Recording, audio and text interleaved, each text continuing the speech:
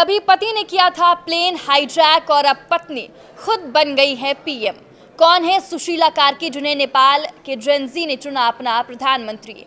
नमस्कार, आप देख रहे हैं न्यूज़ 18 का डिजिटल प्लेटफॉर्म और मैं हूं आपके साथ साक्षी झा। नेपाल की नई प्रधानमंत्री बनी सुशीला कार्की के बारे में आज हम आपको कुछ ऐसी रोचक चीजें बताएंगे जिसे जानकर आपके भी होश उड़ जाएंगे। साल 1960 नेपाल में राजा महेंद्र ने बीपी कोइराला की सरकार को हटाकर सत्ता पर कब्जा कर लिया।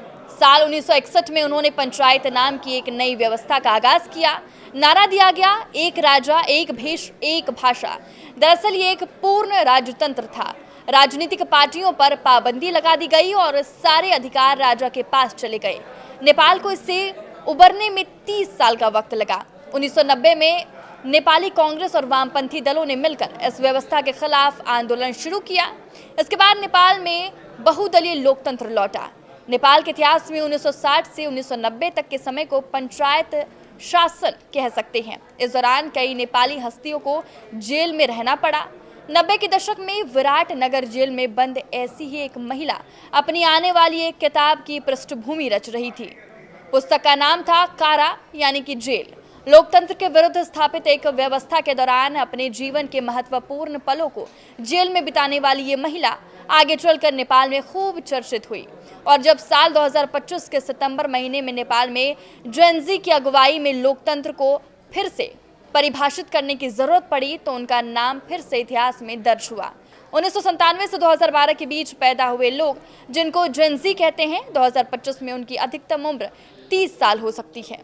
इसी साल में उस महिला की उम्र 73 साल है जिनकी चर्चा ऊपर की गई और जिनको जेनजी ने अपने प्रतिनिधि के तौर पर नेपाल के अंतरिम प्रधानमंत्री के रूप में चुने जाने पर सहमति जता दी है। नाम है सुशीला कार्की। बता दें कि नेपाल में सोशल मीडिया बैन और उसके बाद भयंकर हिंसा के बाद सरकार बनाने की कवायद शुरू कर दी गई है। सरकार ने आंदोलनकारियों को रोकने की कोशिश में गोली बंदूक का इस्तेमाल किया। कई युवा मारे गए। जवाब में प्रदर्शनकारियों ने भयंकर हिंसा का रुख अख्तियार किया। इतना भयंकर कि यह आंदोलन सवालों के घेरे में आ गया। आलोचकों ने आशंका जताई कि लोकतंत्र को कायम रखने की प्रक्रिया इस हद की हिंसा से होकर नहीं गुजर सकती। लेकिन नेपाली जेनजी ने लोकतंत्र को कायम रखने और नए सिरे से चुनाव कराने की जिम्मेदारी उस महिला को सौंपी है जिनके जिम्मे कभी पूरे नेपाल की न्याय व्यवस्था थी। नेपाल एक बार फिर से उनसे न्याय की उम्मीद कर रहा है, लेकिन दुर्भाग्य से न्यायपालिका से जुड़ा उनका पिछला कार्यकाल सुखद नहीं रहा। साल 2016 में सुशीला कार्की नेपाली सुप्रीम कोर्ट की चीफ जस्टिस बनी। ये घटना ऐतिहासिक थी क्योंकि नेपाल में ऐसा करने वाली वो पहली महिला बनी और अब तक ऐसा करने वाली वो इकलौती महिला है। अपने करियर की शुरुआत में उन्होंने टीचर की नौकरी से की थी। 1978 में नेपाल के त्रिभुवन विश्वविद्यालय से कानून में स्नातक की उपाधि प्राप्त करने के बाद 1979 में उन्होंने विराट नगर में अपनी वकालत शुरू की। इसके बाद वो वरिष्ठ अधिवक्ता बनी। फिर उनको सुप्रीम कोर्ट में एड हॉक जस्टिस नियुक्त किया गया। इसके बाद वो स्थायी जस्टिस बने। सुशीला कार्की ने सुप्रीम कोर्ट में रहते हुए कई कड़े फैसले दिए। उनकी छवि एक सुधारवादी इंसान की बनी। 2012 में उन्होंने भ्रष्टाचार के आरोपी में एक मंत्री को जेल भेज दिया। इस तरह जयप्रकाश गुप्ता नेपाल में भ्रष्टाचार के आरोप में जेल जाने वाले पहले मंत्री बन गए। 2016 के अप्रैल महीने में उनको सुप्रीम कोर्ट का कार्यवाहक मुख्य न्यायाधीश बनाया गया और फिर उसी साल वो नेपाली सुप्रीम कोर्ट की चीफ जस्टिस बनी। लेकिन अगले साल यानी 2017 में उनका समय मुश्किल साबित हुआ। उस समय सरकार का नेतृत्व कर रही नेपाली कांग्रेस ने अपनी संसदीय शक्ति का इस्तेमाल करके उनके खिलाफ महाभियोग प्रस्ताव पेश किया, जिसके कारण उन्हें तत्काल निलंबित कर दिया गया। महाभियोग प्रस्ताव में उन पर पक्षपात करने और कार्यपालिका की शक्तियों में हस्तक्षेप करने का आरोप लगाया गया, विशेष रूप से पुलिस प्रमुख की नियुक्ति से संबंधित विवाद में। हालांकि जनता के दबाव के कारण कार्की के खिलाफ महाभियोग को वापस ले लिया गया, लेकिन वो राजनीतिक भ्रष्टाचार से निराश थी। सेवानिवृत्त के बाद भी वो इस मुद्दे पर काम कर रही थी। लेकिन खुद सुशीला कार्की भी राजनीतिक भ्रष्टाचार के आरोपी से अछूती नहीं रही। आरोप लगे कि उन्होंने चीफ जस्टिस रहते हुए राजनीतिक दलों से जुड़े जजों की नियुक्ति पर जोर दिया।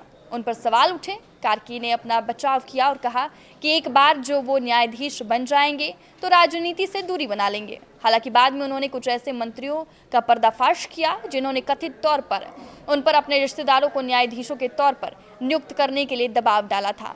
एक ऐतिहासिक फैसला देते हुए एक बार सुशीला कार्की की अध्यक्षता वाली पीठ ने संवैधानिक भ्रष्टाचार निरोधक संस्था के प्रमुख के रूप में लोकमान सिंह कार्की की नियुक्ति को रद्द कर दिया था। ये नियुक्ति राष्ट्रपति रामबरन यादव, अंतरिम प्रधानमंत्री सह मुख्य न्यायाधीश खिलराज रेग्मी और सत्ताधारी 4 प्रमुख दलों द्वारा की गई थी। एक बार फिर से वापस चलिए नेपाल के पंचायत शासन में। साल 1973 नेपाल में लोकतंत्र की वापसी के प्रयास किए जा रहे थे। जीपी कोइराला इसके लिए सशस्त्र संघर्ष कर रहे थे। उनको हथियार खरीदने के लिए पैसों की जरूरत थी। इसी साल जून महीने में नेपाल एयरलाइंस का एक विमान हाईजैक हो गया। ये विमान विराटनगर से काठमांडू सेंट्रल बैंक के लिए 40 लाख रुपए लेकर जा रहा था। उस प्लेन को बिहार के फारबिसगंज में लैंड करने को मजबूर किया गया। ये 40 लाख रुपए जीपी कोइराला को सौंप दिया गया।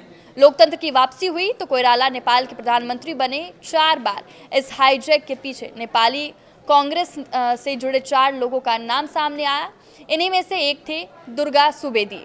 1990 में पंचायत व्यवस्था के खत्म होने और लोकतंत्र की वापसी के बाद सुशीला कार्की ने इसी दुर्गा सुवेदी को अपने विवाह के लिए चुना।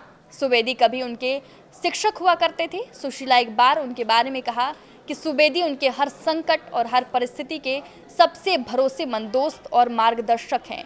मीडिया रिपोर्ट्स के मुताबिक सुवेदी से उनकी मुलाकात बनारस हिंदू यूनिवर्सिटी यानी कि BHU में हुई थी। आपको ये जानकारी कैसी लगी हमें कमेंट करके ज़रूर बताएं। नमस्कार।